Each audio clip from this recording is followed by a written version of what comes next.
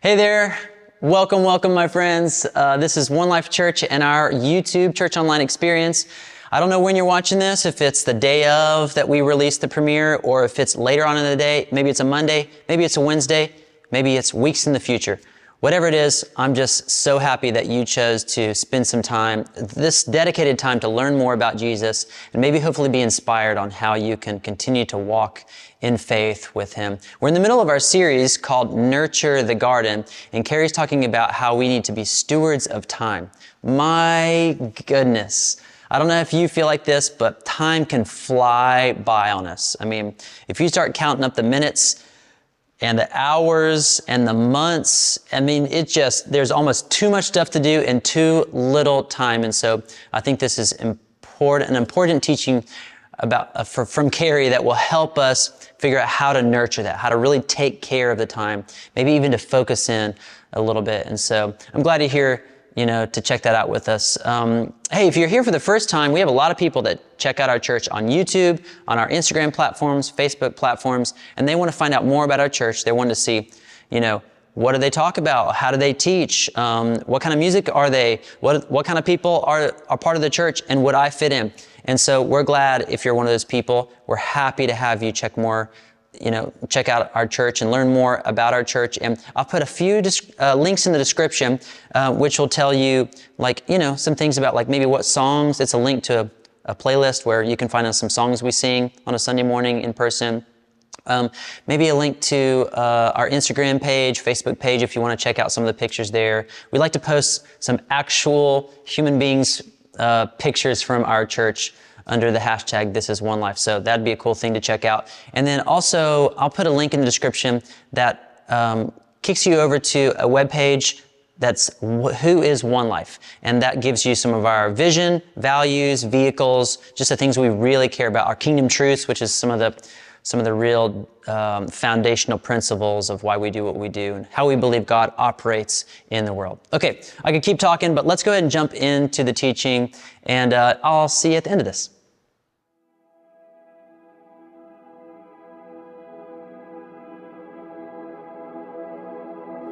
Because He lives, I can face tomorrow.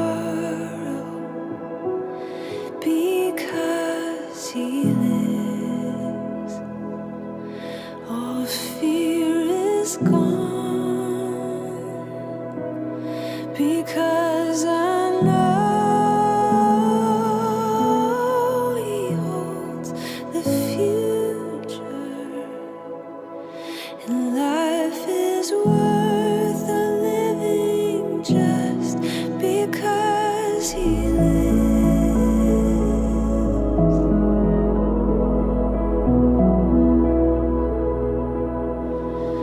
Life is worth the living just because He lives.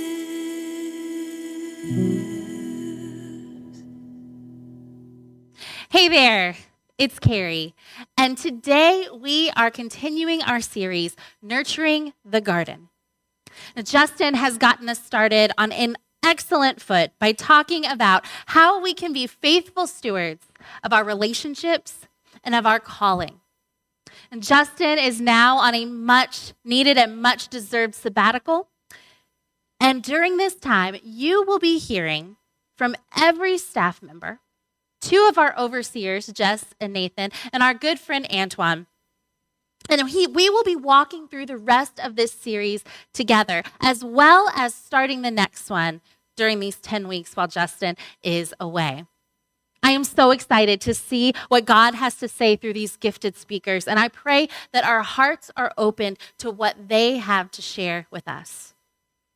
So today, we're going to continue talking about stewardship. And we will be exploring an area that stands apart from all of the other resources we've been given in one meaningful way. This is the only resource that is given equally to every single person, every single day, no matter how rich or poor they are, no matter how old or young, no matter where they live or what they believe. every single person on earth is given the exact same amount daily. We try to save it, but we end up wasting it. We want to spend it meaningfully, but we often feel that it's stolen from us. It feels like we have a never-ending amount when we're doing something utterly boring, but never enough when we're having fun. For a resource that we're all given an equal amount every day, we are on the whole terrible managers of it. Now, if you haven't figured it out yet, or if you haven't looked at the description in this video, I'm talking about time. And before we even get started, I feel like I need to be absolutely clear with you about something. Every single word I have prepared for this message was first preached to myself. I don't think I have been more convicted writing a message than I have been with this one. And there's a reason for that. You see, a few years ago, I finally received a diagnosis of something that I have known I have had pretty much my whole life. I have ADHD. It's a thing. I own it. I know I have it. And one of the fun little quirks, I guess, features of this particular disorder is something called time blindness. You can look it up. It's a real thing. And what time blindness means for me is that I don't actually have an internal clock. I don't necessarily have a sense of what time is. 2 minutes, 20 minutes, 3 hours, it really is all about the same to me. And what that means is I often overbook myself, and I generally run around with this mild buzz of anxiety within because I have entirely too much faith in my ability to bend time and space. Let me tell you what I mean. This has been going on for years and years. So when I was a senior in high school, I took 9 classes. The only problem with that is there were only 8 periods in the day. I still don't know why they allowed me to do that. There have been times in my life where I have worked multiple jobs, and not because I needed it, but because there were unfilled hours in my day, and what if I do want to become a professional candy maker one day and this unpaid job is my only chance? That is an absolutely true story. I have been known to start a 4-hour-long project at 11 p.m. on a Tuesday and then walk around all day Wednesday like, gosh, how on earth did I get so tired today? I am a horrible steward of time. I know it. I am honest about it. But for the past few months, I have been really trying to let God lead me to a healthier place in this area. So I just want you to know, if you struggle hard with your time, please know I'm right there with you. And I hope that today I can share some of the things that God has shown me as I have tried to understand the gift of time, the gift of rest, and how I can best use this gift in a way that both glorifies God and is life-giving. So when Justin and I sit down to plan a sermon series, a lot of times we decide on a book or a set of passages that we're going to read to support a topic. But this time, we actually didn't do that. However, Justin has done something the past couple of weeks that I've loved, and I really want to continue today. Looking at stewardship through the first couple of chapters of Genesis. So what does the creation story have to say about time and how we use it? Well, let's start right in the middle of the creation story. Genesis 1:14 through 19. This is day 4 of the creation story. And here's what it says. And God said, "Let there be lights in the vault of the sky to separate the day from the night, and let them serve as signs to mark sacred times and days and years. And let them be lights in the vault of the sky to give light on the earth." And it was so. God made 2 great lights, the greater light to govern the day and the lesser light to govern the night. He also made the stars. God set them in the vault of the sky to give light on the earth, to govern the day and night, and to separate light from darkness. And God saw that it was good. And there was evening and there was morning, the 4th day. So the first thing we see about time in the Bible is that time is created by God. Genesis chapter 1 is first and foremost a poem. And it's not just any poem. It is a poem about God's love for his people. Remember, the people who were receiving the book of Genesis for the first time had just escaped from 400 years of slavery. 400 years where their time was not their own. 400 years being surrounded by the gods of Egypt. 400 years without ever knowing the name of the God of their people. This first chapter of Genesis was never meant to be a how-to guide to making a universe. It's a love story with God saying, "This is who I am. I made you. I want you to know me." Do you ever wonder why the Bible doesn't just say, "On day 4, God made the sun, the moon, and the stars"? Do you also ever wonder why these things are made on day 4, after the plants, which require the sun, after the oceans, which require the moon, and after the light, which was made on day 1? Here's why. Because in ancient Egypt, as well as all the other ancient Near Eastern cultures, the sun and the moon were worshipped as gods. People lived in fear of these gods, and they made sacrifices to try to appease them and keep them going, to make the sun continue to rise every day, to make the moon continue to rise every night. See, by placing their creation on day 4, after everything else that was created in nature, it loudly proclaims that the sun and the moon, they're not divine. They're just a created thing. And in comparison to Yahweh, their own names, they're not even worth a mention.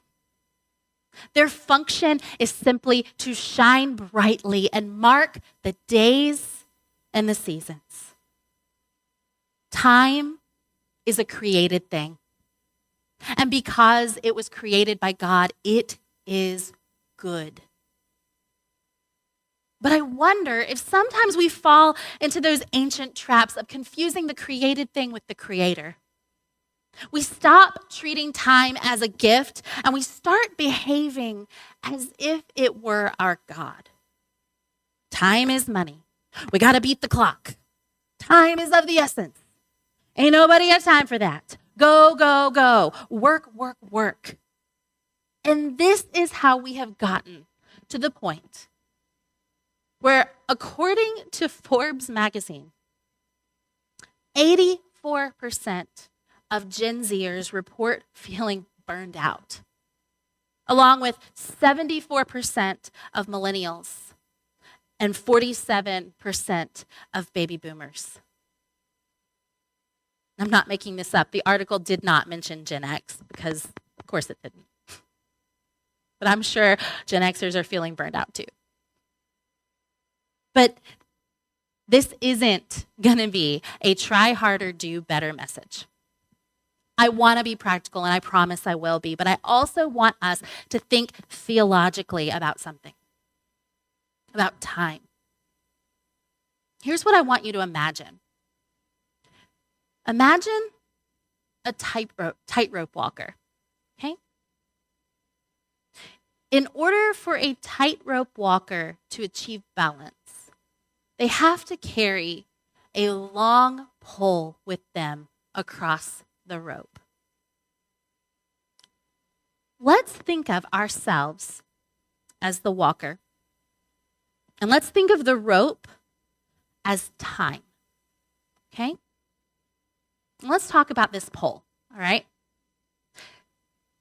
On one side of the pole, we need to have this idea, an understanding that God exists outside of time. Psalm 90, verse 4 says of God, 1,000 years in your sight are like a day has just gone by, like a watch in the night. God created time, but God isn't bound by it. And God is not impressed by how much we can cram into our schedules. We cannot work ourselves into holiness, and there is nothing we can do to add more hours into the day. We are not God, right? So that's one side. God exists outside of time. But on the other side of that balance pole needs to be the idea and understanding that even though God exists outside of time, we don't. Psalm 139:16 reminds us of this. It says, your eyes saw my unformed body. All the days ordained for me were written in your book before one of them came to be. The moment you are born, the countdown begins. And only God knows how long that countdown is going to be. We do have a finite amount of time on earth. So while we can't impress God by how much we can do with it, we also don't want to squander it. And there's the balance. We can't outtime God, but we need to use what time we've been given wisely. And I promised I would be practical. So here are two things that you can do to try and get a picture of how your balance is right now, okay? So here's the first thing. This week, make a list of your top 5 priorities in order. And then look at what an average day looks like for you. Is your reality in sync with your priorities?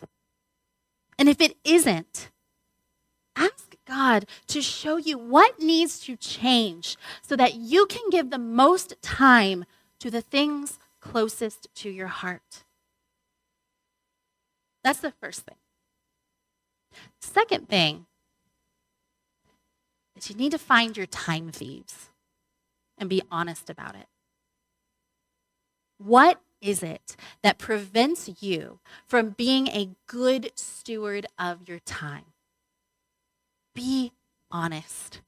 We all have them. We all have things that suck time away from us. For me, it is my time blindness. I really have a hard time. I see what I did there. I struggle with managing it. It flies by, and all of a sudden my day is gone. So one of the things that I have done to help is I set timers for everything. Checking Facebook, I set a 2-minute timer. Not always, sometimes. Doing work, I'll set a 30-minute timer so I know I have to stay focused. I even have a timer that goes off every single day at 3:45 so that I can remember to get my child from the bus stop. Because my distractions will steal that time from me if I'm not careful. Whatever it is, whatever your time thief is, look at it, pray over it, and try to do one thing to bring that time thief back into balance. Okay, so that's understanding the concept of time and work and how we are to manage what we do. Let's move through the creation story a little bit. And we're going to skip over day 5. On day 5, we see the life in the air and the water. And then the first part of day 6, we start to see the animals on land. And then at the end of day 6, we get the crowning moment of creation, humanity. Genesis 1, starting in 27, says, "So God created humankind in his own image. In the image of God, he created them. Male and female, he created them. God blessed them and said to them, 'Be fruitful and increase in number. Fill the earth and subdue it. Rule over the fish in the sea and the birds in the sky and over every living creature that moves on the ground.' Then God said, 'I give you every seed-bearing plant on the face of the whole earth and every tree that has fruit with seed in it. They will be yours for food. And to all the beasts of the earth and all the birds in the sky and all the creatures that move along the ground, everything that has the breath of life in it, I give every green plant for food.' And it was so. God saw all that he had made, and it was very good. And there was evening and there was morning, the 6th day." This was one of the places that Justin landed last week, talking about our calling. Adam and Eve were given work to do in the garden. They were to nurture it, tend to the animals, work the land. They were created to do something productive with their time. But then, the next couple of verses, we see something else happen. And it's Genesis 2, verses 1 through 3. "Thus, the heavens and the earth were completed in all their vast array. By the 7th day, God had finished the work he had been doing. So on the 7th day, he rested from all his work. Then God blessed the 7th day and made it holy, because on it he rested from all the work of creating that he had done." All right, again, let's go back to that original audience, the Israelites. The part about work, that wouldn't have been shocking to them. That was all they knew to this point. Back-breaking, sun up, sundown work every single day. But the second part, what kind of God would ordain rest?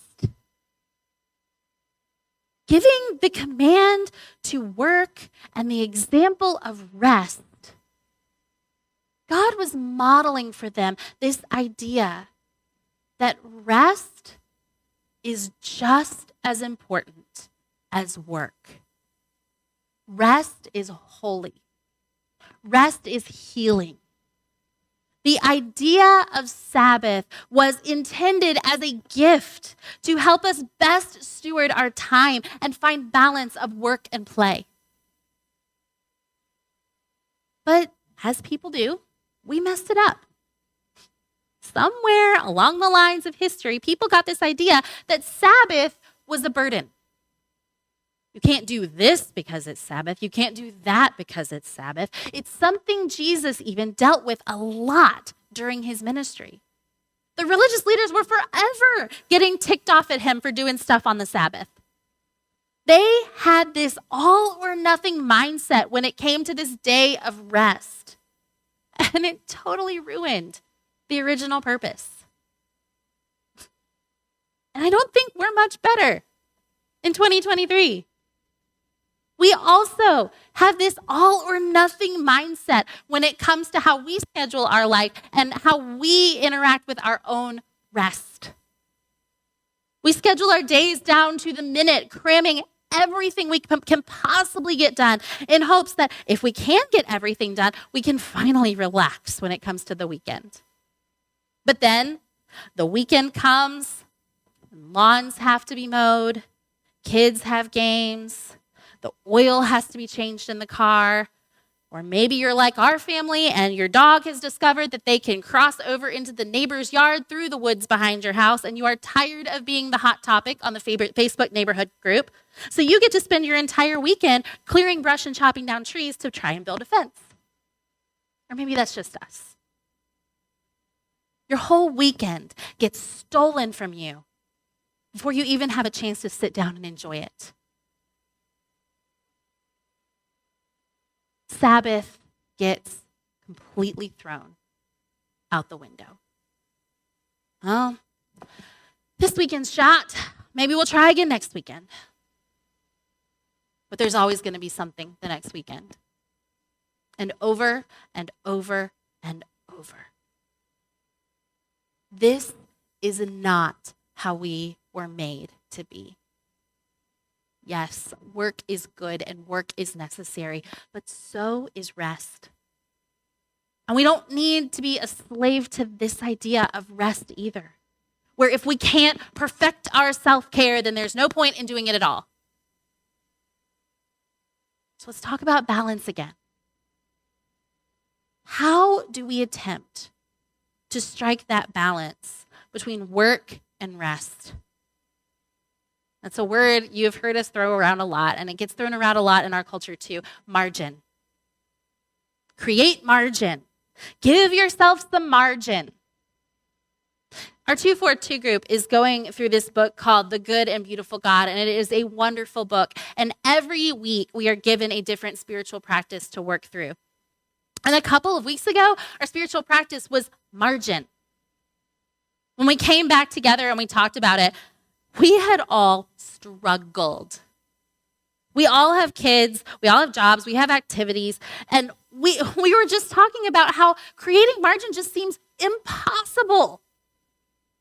And at one point, one of our sweet group members, she just blurted out, okay, but can someone just tell me something practical?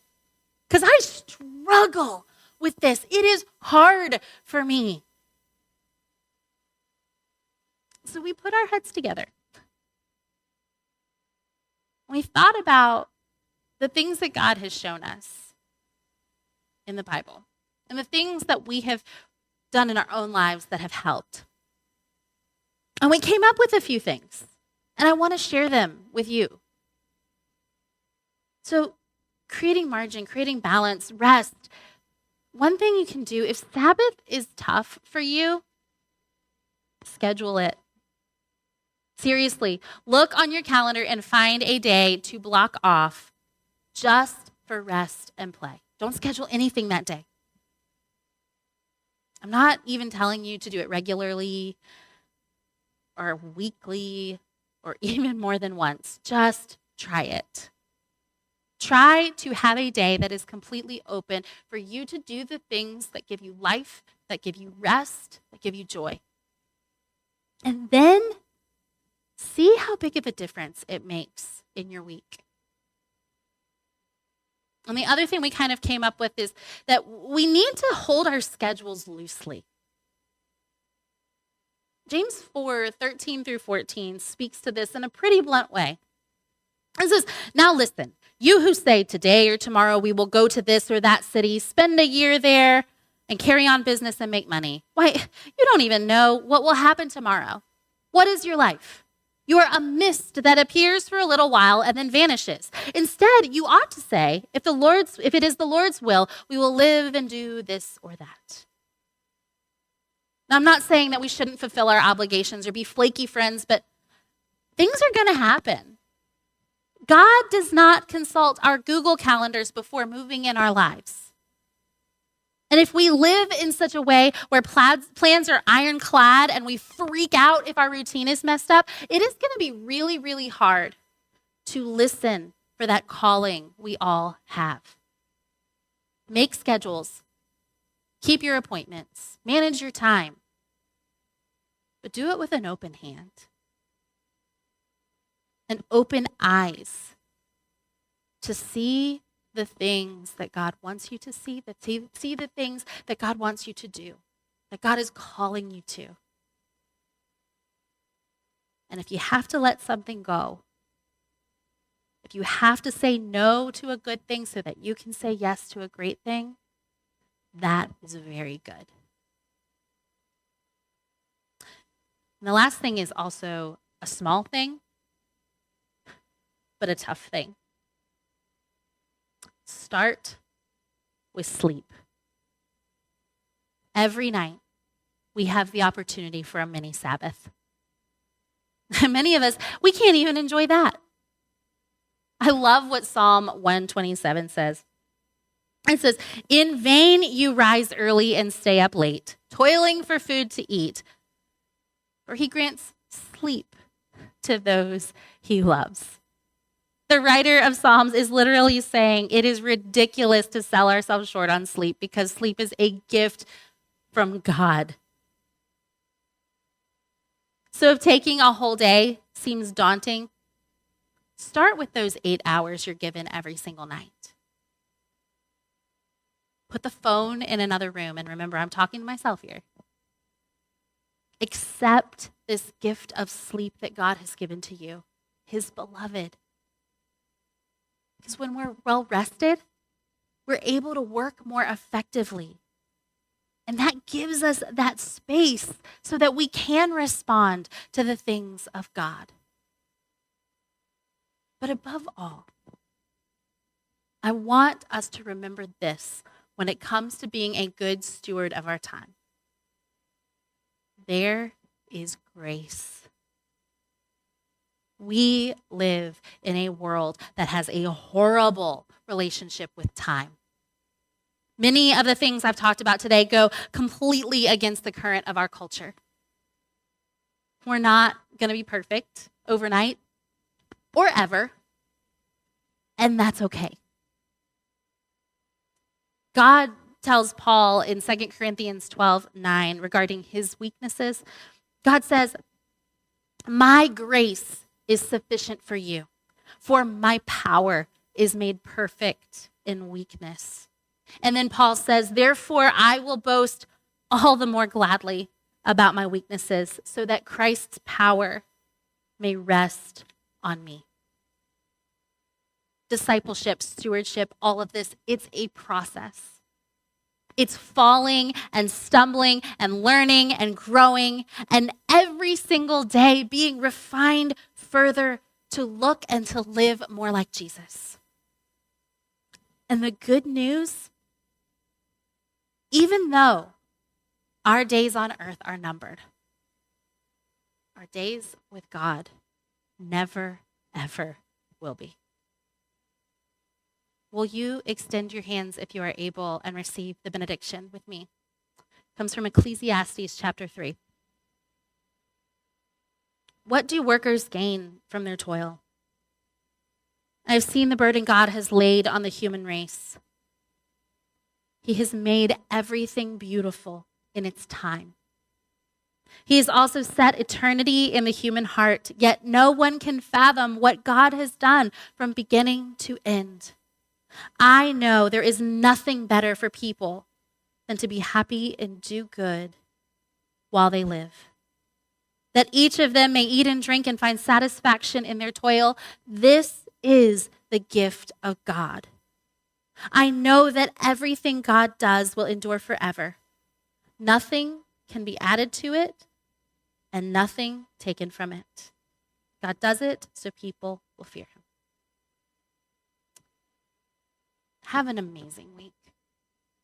Make sure you take some time with your Father to rest in his arms and to ask him to use your days for his glory. Bye-bye.